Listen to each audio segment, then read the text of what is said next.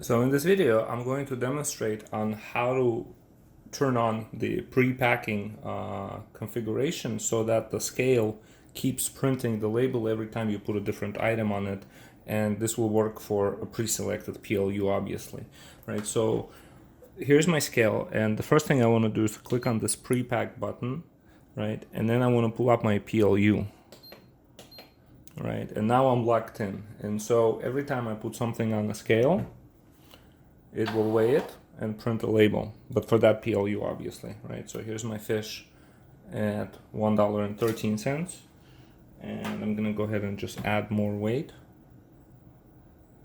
But see how, oh, we didn't take it out, so that's why.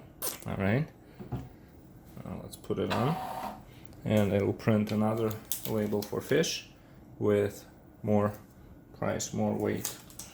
And let's see, so one last time, and there is our third label for fish with yet another price and the weight. So then to get out of this mode, what you want to do is click on the pre-pack, and this still keeps you on the fish, and you can cancel, and this will take you out. And there's our demo. Thanks.